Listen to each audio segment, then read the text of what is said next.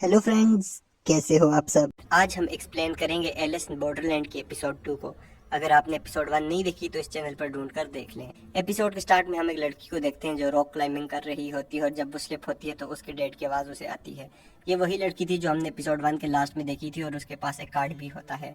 Next day अरिसू और बाकी supermarket जाते हैं और जो भी खाने के लिए ले सकते हैं ले लेते हैं, लेकिन कोई भी इलेक्ट्रॉनिक चीज़ नहीं चल रही होती। छोटा कहता है कि हो सकता है ये इलेक्ट्रोमैग्नेटिक अटैक हो, मैंने नेट पर पढ़ा था इसके बारे में, और इससे सब इलेक्ट्रॉनिक डिवाइसेस काम नहीं करती।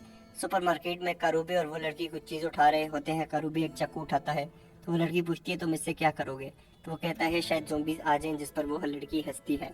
सब खाना खाते हैं और वो लड़की पूछती है कि जब ये सब हो रहा था तो तुम कहाँ थे, तो वो कहते हैं कि हम सब बाथरूम में छुपे हुए थे, और वो लड़की हंसती है। छोटा पूछता है कि तुम कहाँ थी, और इस पर उस लड़की को याद आता है कि वो अपने बॉस के साथ मजे कर रही थी, लेकिन वो उनको बताती है कि वो ऑफिस में काम कर रही थी। वो लड़की बताती है कि मैंने एक गेम पहले भी खेली है जहाँ सिर्फ मैं अकेली जिंदा बची थी। अरिसु पूछता है वो कौन सी गेम थी, तो लड़की कहती है कि एक ट्रेन में खेली गई थी और वहाँ जहरीली गैस थी और बस मैं बच गई थी। अरिसु कहता है अगर गेम्स हैं तो गेम मास्टर भी होगा और हमें उसे ढूंढना होगा। रात को करूबे और आरिसू आपस में बात करते हैं कि आज रात हम दोबारा गेम खेलने जाएंगे और सिर्फ हम दो, और वहाँ लोगों से हम छोटा के लिए इलाज ढूंढेंगे। छोटा जख्मी टांग के साथ गेम नहीं खेल सकता। रात को गेम की जगह पर एक बहुत बड़ी बिल्डिंग में होती है। वहाँ वो लड़की भी आती है जिसको हमने एपिसोड के स्टार्ट में देखा था। गेम अरीना के हाल में 8 लोग मौजूद होते हैं। वहाँ आरिसू और करूबे भी आ जाते हैं और एक एक मोबाइल उठाते हैं। उधर एक लड़का अपना म्यूजिक सेट चार्ज कर रहा होता है जिसने हुड पहनी होती है। मोबाइल पर लिखा आता है ये गेम 5 ऑफ स्पेड की है। कारूबे कहता है कि इसका क्या मतलब है। वहाँ एक आदमी उनके पास आता है और कहता है मेरा नाम नतुबे है। स्पेड का मतलब है ये फिजिकल गेम है। हर कार्ड की शेप गेम की कैटेगरी बताती है। स्पेड का मतलब स्ट्रेंथ होता है, क्लब का मतलब टीम वर्क और डायमंड का मतलब इंटेलिजेंस की गेम है।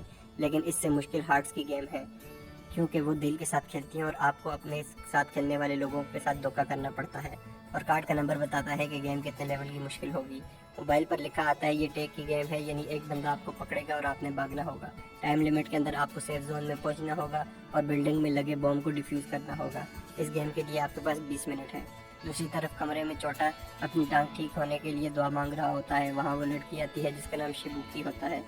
शिबुकी उससे पूछती है कि क्या तुम्हारे दोस्त इस हालत में तुम्हारी मदद करेंगे, लेकिन छोटा को यकीन होता है कि वो उसके साथ नहीं छोड़ेंगे। बिल्डिंग में गेम स्टार्ट होने वाली होती है और सब छुपने की जगह देखते हैं और सेफ जोन को ढूंढते हैं। फोर्ड वाला लड़का सबसे ऊपर वाली मंजिल पर जाकर खड़ा हो जाता है।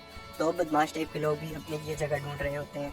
गेम का टाइम स्टार्ट होता है और लिफ्ट में एक बंदा घोड़े की शक्ल वाले मास्क में हाथ में गन लेकर अंदर आता है। मास्क वाला आदमी एक शख्स को गोली मार के मार देता है और बाकी सब भागते हैं। दूसरी तरफ छोटा को शिबुकी सेड्यूस करती है ताकि वो आने वाले आगे गेम्स में उसकी मदद करे और दोनों कामा सूत्रा खेलते हैं। टाइगर से डर कर एक आदमी बिल्डिंग से बाहर भागता है लेकिन लेजर से मारा जाता है।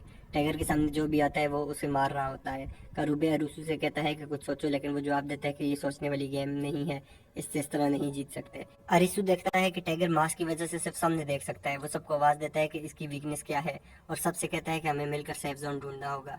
लड़की भी ये बात सुनकर बाकियों को बताती है और रोड वाला लड़का अभी भी टॉप फ्लोर पे होता है। वो लड़की जिस फ्लोर पर होती है वहाँ टाइगर आ जाता है, लेकिन वो लड़की क्लाइंबर होती है और वो पाइप से दूसरी मंजिल पर चढ़ जाती है। गेम खत्म होने में 8 मिनट रह गए होते हैं। लड़का एक दरवाजा खोलने की कोशिश कर रहा होता है तो टाइगर उस पर गोलियां चलाता है और वो डर के बैठ जाता है।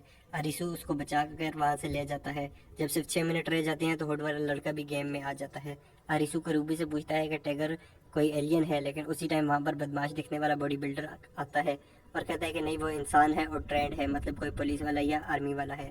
तो करूबी से कहता है कि तुम हमारे साथ आओ, हम टाइगर को मारेंगे। और अरिसु से कहता है कि तुम सेफ जोन ढूंढो। अरिसु उन दोनों के हाथ पर एक बैंड भी देखता है। करूबी कहता है कि हमें इन पर भरोसा करना चाहिए, तो अरू से जवाब देता है कि हमारे पास और कोई चॉइस नहीं है। और लड़की भी वहाँ आ जाती है और कहती है मैं भी तुम्हारे साथ सेफ जोन ढूंढूंगी।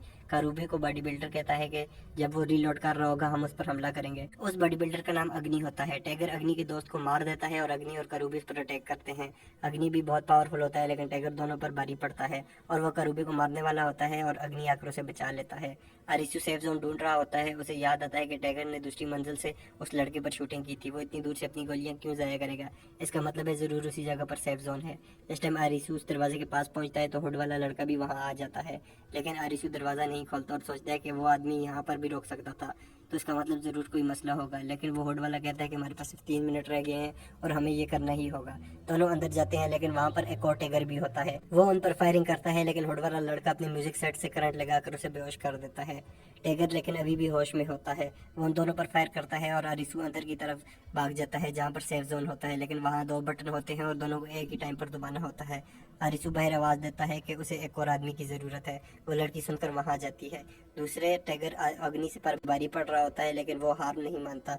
सेफ जोन में टैगर दरवाज़ा तोड़कर अंदर आता है और गेम खत्म होने में सिर्फ 1 मिनट रह गया होता है। अरिसू उससे लड़ता है। अग्नि मुक्के मार मार के दूसरे टैगर को बेहोश कर देता है। वो लड़की उसी टाइम सेफ जोन में आती है, जिसे हुड वाला लड़का अपनी डिवाइस उसकी तरफ फेंकता है, जो टैगर को लगाकर नीचे गिरा देती है। अरिसू और वो लड़की आखिरी सेकंड में बटन दबाकर गेम को क्लियर कर देते हैं। वो दूसरा टैगर असल में एक औरत होती है जिसके गले पर एक पटा होता है। वो पटा टाइम पूरा होने पर फट जाता है और वो औरत मर जाती है। कारूबे देखता है कि टैगर के पास मोबाइल होता है जिस पर गेम ओवर लिखा आता है। कारूबे अग्नि का दोस्त के जेब में देखता है जहाँ पर एक वायरलेस होता है जिस पर आवाज़ आती है कि हमारे पास जवाब में है और बीच पर आ जाओ। जैसे कारूबे पीछे देखता है तो अग्नि जा चुका होता है। वायरलेस पर बार बार आवाज़ आ रही होती है, बीच पर आ जाओ, बीच पर आ जाओ, और एपिसोड खत्म हो जाती है। ये एपिसोड आपको कैसी लगी हमें कमेंट करके ज़रूर बताएं। बाकी और भी हॉलीवुड मूवीज़ हमने इस चैनल पर एक्सप्लेन की हुई हैं, वो भी ज़रूर देखें। Thanks for watching, please subscribe.